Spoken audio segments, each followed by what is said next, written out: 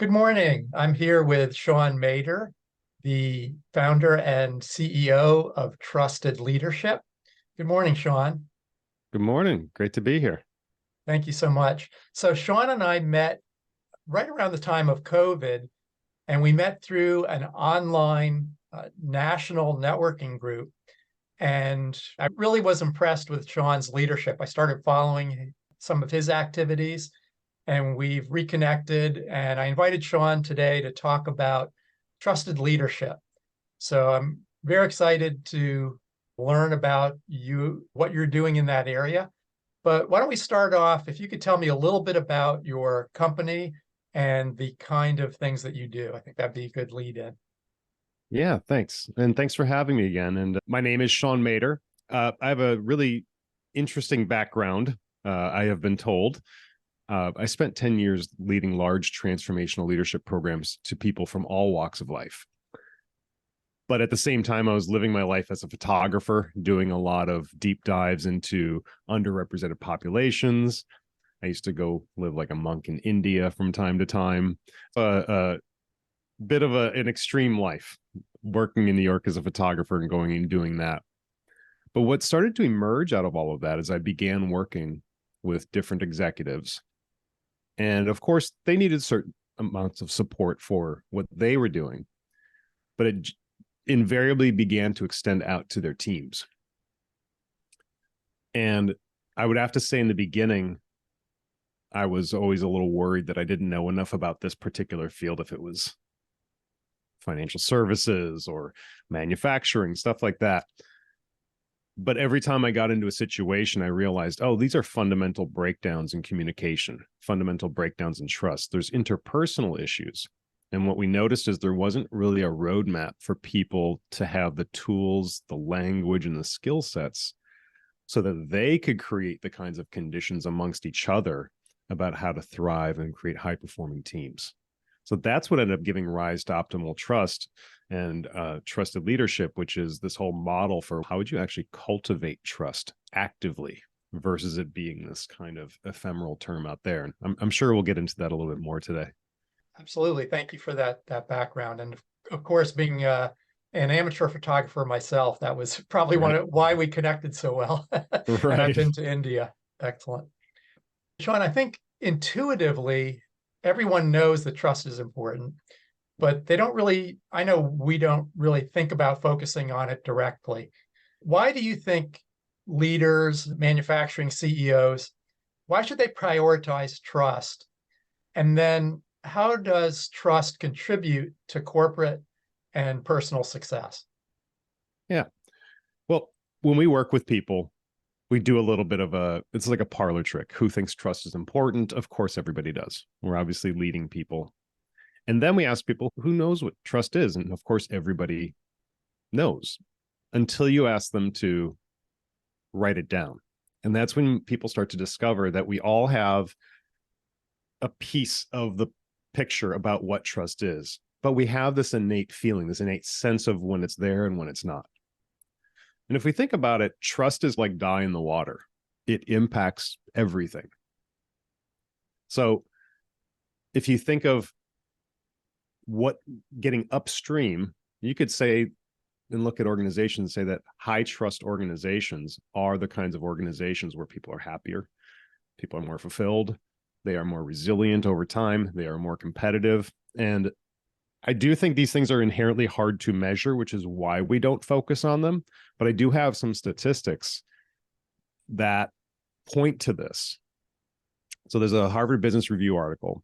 There's some really amazing work on the neuroscience of trust. And these statistics are pretty amazing. In high trust organizations, people experience 74% less stress. They have 106% more energy at work than people in low trust environments. 50% higher productivity, 13% fewer sick days, 76% more engagement, 29% more satisfaction with their lives, and 40% less burnout. So these are pretty significant statistics, but I'm always a little bit challenged about reducing things to statistics, because on one hand, we can look at this just in terms of cost saving. You could look at your costs for what it takes to get talent, cultivate them, onboard them, get them set up, how long that takes before they're profitable, and then obviously the attrition rate, the engagement. So we could run the numbers in terms of cost savings. But until we really get to what trust is, we'll be chasing statistics. What those numbers really show is that people, individuals in that kind of environment, have a very different experience of themselves. The interactions between people are very different.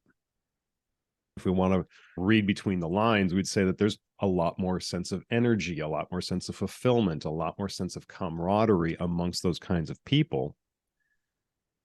So on one hand, you could say, okay, we should actually focus on trust in order to save some money. But I would say that's the small piece of the pie. The bigger piece is, how are we going to move forward as an organization in the future? How are we going to be competitive in the marketplace? Because as we all know, there's been a faster and faster rate of change. I like the acronym VUCA, VUCA, which is volatility, uncertainty, complexity, and ambiguity. That's not going to be going away anytime soon. So what does that mean for leaders? How do you cultivate your people and your teams so that they're able to go on this journey and navigate all of the complexity and ambiguity and uncertainty that the future holds? If your people don't trust each other, they're not going to explore topics together. They're not going to problem solve well. They're not going to go down those roads. They're not going to stick their neck out to take a risk or voice an idea or collaborate in a way that's going to make them relevant. So if we think about that big picture, we would want to back up and look at, how do we create this ecosystem, this culture of trust inside of which you can handle a lot of these other challenges. Appreciate the fact that you touched on retention with employees. It's such an important topic right now, everywhere, but particularly with manufacturers. I'm glad you touched on that. Manufacturers, it's a very busy environment. The leadership is they're always dealing with challenges. How would you respond to leaders who think that focusing on trust is fluffy, or that spending time addressing trust in an organization will take them away from focusing on more pressing issues that they may be dealing with? Yeah, it's a really great question, because I think people in general, we have a lot going on, and especially people in leadership positions. There's a lot of different challenges, a lot of changes, like we talked about. So something like, hey, we need to stop and develop more trust, could sound really irrelevant sometimes, or like a nice to have. Oh, wouldn't that be nice? There's a flip side to this, which is people can also hear it as an accusation. What are you saying? I'm not trustworthy enough? When we're talking about this, we're talking about giving your people the tools to actively cultivate trust on a daily basis, so that they can see their entire work through the lens of what it looks like to be accountable, what it looks like to forge deep relationships, what it looks like to be able to work with people who are different than you and create superior outcomes.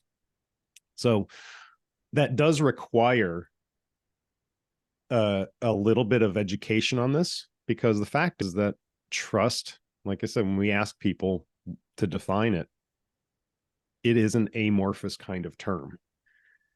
So the other reason I think it might occur to people as a nice to have is they don't really have a specific way to engage the topic, or a meaningful way to engage the topic that they can see how it would tie to their day-to-day activities, their day-to-day outcomes, and of course, the long-term outcomes. But if we do have time, we'll go into the optimal trust model, and you can see from that, this work that we do very much gets people very clear about what competency looks like, how to address differences in interests and values, how to communicate things, how to actively cultivate it in a way that they're going to apply it directly to their day-to-day work. That's something that can be both measured and experienced very viscerally in the workplace. So it's part of my challenge is sometimes educating people in a new way of looking at it that gives them a tangible access to take real steps that tie directly to real actions and outcomes. Shaun, what happens if you already know that you've got an atmosphere of distrust? What should an organization do or a leadership team do? Yeah, it's really to take this on. I think people can get a little bit defensive or a little bit nervous. If you've had a situation where there's been a real clearly defined breakdown in trust, let's just use that as an example. It really requires being fully authentic and taking full ownership. Now, if you're a leader, it's not just enough to say, hey, we know there was a break in trust. We want to repair it. Let's get on with it. Most of the time we see people miss a critical piece, is that the people impacted by that break in trust. You got to think about people had an expectation, something violated that. There's an impact over there with them. So unless they hear leadership addressing the impact on them, the people that you want to repair trust with need to actually get that you saw the break and the impact. If you gloss over the impact, it's usually going to be a lot of nice sounding words, but people are going to be like, yeah, they'll nod along and they're going to go right back to what they're doing.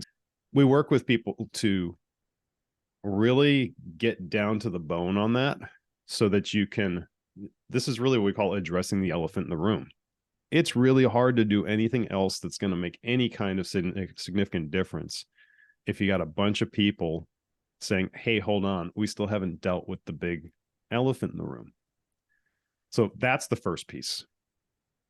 Now, sometimes it's not some single monolithic event like a scandal or something like that. Sometimes this is death by 1,000 cuts. You got a bunch of different things. So in that case, it still is declaring a breakdown of sorts. But imagine if you're a worker and the executive team got you all together and said, hey, everybody, we've been doing a lot of listening. We've been doing a lot of reflecting. We want to create a new culture here. We think we can do a lot better. And that means we as the executive team are going to have to really look at ourselves and do some new things. And we are interested in making this place a place that's going to be great for you to work for, that you can feel secure for yourself, your families, and that you like coming to work. Now, we don't know what that process looks like, but we'd like you to join us in it. It might mean having some difficult conversations. It might mean us hearing some things we don't want to hear, but we're open to this. We're committed to this. Would you be willing to join us on this journey? Now, how often does that happen in a workplace? So it'd be hard to imagine people saying, no, go screw up, whatever. And along the way, if you set the stage to have those conversations, you will find out where people will tell you where the breakdowns are. In fact, it's a story, another Barry Waymiller story. They started talking about trust. And somebody says, yeah, you say you want to have this culture of trust. I need to get 3 signatures just to get a piece of equipment out of the locker. And they looked at that and they're like, you got to give the guy credit. He's right. That does not look like trust. And so they said, take the cages down. And the VP and the president and VP of HR said, no, you cannot do that whatsoever. They're like, sorry, no, he's right. They've never had a problem since. They're more efficient. They're more happy. They get that they saw leadership address trust. And then the other piece here is transparency, which can be a really hot topic, a difficult topic for leadership. I was talking with Brian Wellinghoff, who's the head of culture at Barry Waymiller. He said, there's always a different set of circumstances when we acquire a company. And in this one case, we acquired a company. The CEO and the CFO retired as part of the deal. A week after acquiring it, we go and meet with their people, and we do this kind of big improvement event, a big get to know you culture setting event. And inside of that, they showed the existing workers the financials for the last 3 years. And in those financials, turns out the company had been losing money for 2 of those 3 years. And those employees started calling them liars. How dare you come in here? That night, somebody got the CFO on the phone and said, "Hey, is this true? Have we been unprofitable for 2 years?" And he says, "Yeah, it's true. We just hid it from you because we didn't want you all to worry."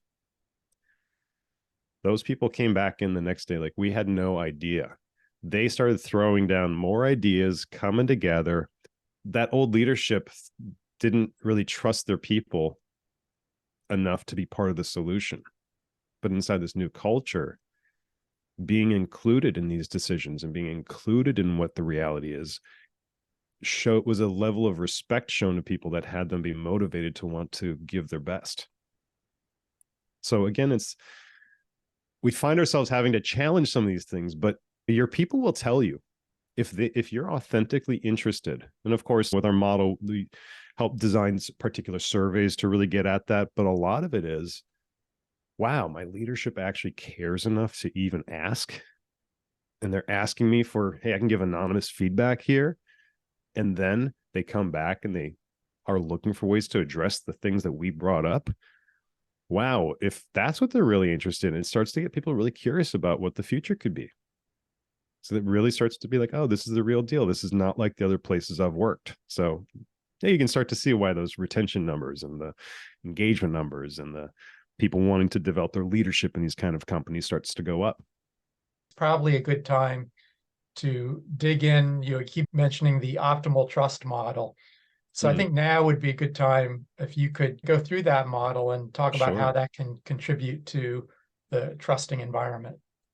Sure. So this model is intended to be really simple, and yet it goes deep. So if you look across the top here, we broke trust down into its component parts. You'll see here there's competency, aligned interests, shared values, quality of communication, perceived intentions, integrity. You could actually go beyond this if you wanted to and talk about transparency or congruency, things like that. But these components themselves all are the pieces that add up to this experience we call trust. And they might not all apply in every situation to the same degree. Sometimes we pick out some of the top ones, but you could see that if any one of these were really missing, you could see that trust would start to diminish.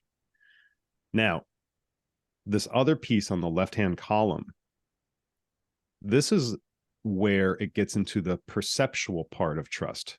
Now, I'll pause real quick. We don't train individuals in this model. This is more at the organizational development level. But we create surveys that correspond to each of these boxes so that you can start to really identify, is this something that's impacting people at the personal level, at the organizational level, or when we talk global, we mean like the industry-wide level. So for instance, if we look at something where we have a scorecard here, if you created a bunch of surveys about the quality of a manager, for instance, perhaps the questions are, is my manager competent in having me do my best work? And you've sent that out now to 100 employees. There's 10 managers, and you're seeing that, wow, I've got 4 or 5 managers who are scoring quite low on their scores. Their people don't think they're able to empower them to do their best work. You'd really want to know that, because now you get a real clear picture of what's going on. You know exactly where to go. You can start working with people to see what's needed, what's wanted here. Do we train these people? Do we fire these people? But when people start to feel like, oh, they asked us these questions and now they've come back and they're starting to deal with it, it becomes a very powerful tool. And this tool is designed to put metrics to these things that are often hard to put metrics to. And what you're measuring is human sentiment. Now, individuals would not retain a large model like this. We use a compressed version of this model when we put people through individual trainings. We use this with individuals. We put people through workshops and cohort-based learning where they discover all of these components of trust in their own life and how it applies to their work. And one of the really cool aspects that happens is when you have people do this as a group and have them sharing back and forth, you end up surfacing a lot of the issues where there have been breakdowns of trust. They do it themselves. So imagine if you had a workshop of people, whether you're in a live workshop or they're doing some cohort mixed hybrid online and workshop based learning, getting clear about what competency looks like in their role. We give them workbooks, we have them line everything out. And then they have to share with their other peers. What does competency look like? And you really quickly start to see if people are on the same page or not, because you start to see it starts to address why there might have been a lot of miscommunications. Or you might discover that, hey, our incentive structures are all out of whack here. Interests are not aligned in our organization. No wonder we've got so many disconnects. No wonder we have so many groups of people who are upset with this group over here. Some of the real interesting things happen when you have people in this collaborative learning environment, because when they go through this process, they end up clearing up a lot of the things that are in the way anyway. And they leave that cohort connected, trusting, with a whole new language, and they get to be accountable for how they operate because they're all now have a shared language so that they can go deal with anything down the road. So we think of this, applying this model in a few different ways. If an organization really wants to get upstream and start to have a framework to think through and quantify this stuff and address things before they become crises, work in that respect. The other one is training people. And it's really great to see people when they get these aspects of trust incorporated into their lives, because not only are they applying it in their work, but you get people coming back and saying, wow, my conversations with my wife just got better, or my children and I are so much more connected. And you start to see that this is addressing some of these underlying causes, this loss of connection, the kind of issues that would be hard to deal with at the leadership level. But if you start to think of it as a matter of connection and removing the obstacles, a lot of these issues end up taking care of themselves. I hope I covered that in a succinct way there. Yeah, excellent. Thank you for sharing that. It makes a lot of sense. Well, just to give a plug to the blog article you wrote about trust and AI, that would be worth the audience checking out. I think that's relevant. Yes. We trained ChatGPT in our optimal trust model and had ChatGPT assess itself. Does it trust itself, OpenAI, and the wider industry? And the answers were interesting. What we found was that every time we ran the prompts, we got different answers. And that led to the real breakthrough, which was, we have to remember that AI does not discern. It doesn't critically think. It definitely doesn't feel. And it's not capable of understanding nuance and relationships.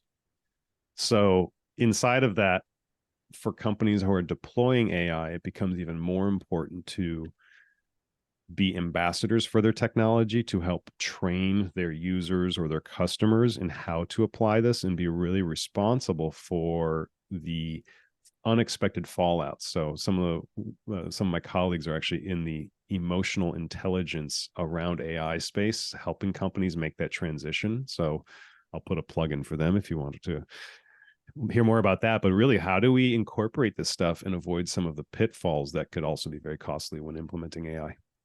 Absolutely. So I think we've come to the end of our time today.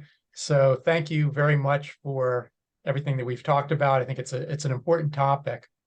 And we're going to do another webinar. I think we have another, we'll call it part 2 in the series. Okay. And I wonder if you could just give us a teaser. The topic is, what does the next generation really want? And how is it important for manufacturers to understand that? It's what they're dealing with right now. Yeah. So I wonder if I'm going to put you on the spot and see if you can give us a little teaser, just 1 minute teaser about what we're going to talk about in the next webinar. I think this came out of our conversation about retention, and that so many of the conversations out there are trying to figure out this younger generation and what's wrong with Gen Z and this, or they're entitled. And I find that a lot of these conversations don't give leadership any access to help the situation any. I think it's frustrating for everybody. And there's a book that I always have in the background called The Fourth Wave, and it presents a very different perspective to think of all of this through, that I think sharing that perspective and some of the things from this book would give leadership a really clear understanding of the landscape, such that they could see the opportunities in there to create really robust cultures and extricate them from some of the more damaging conversations out there. Yeah, I'd be happy to cover that in the next one. I'll look forward to that. Again, thank you, Shaun, so much. Appreciate your time today. Thanks for having me. It's been a pleasure.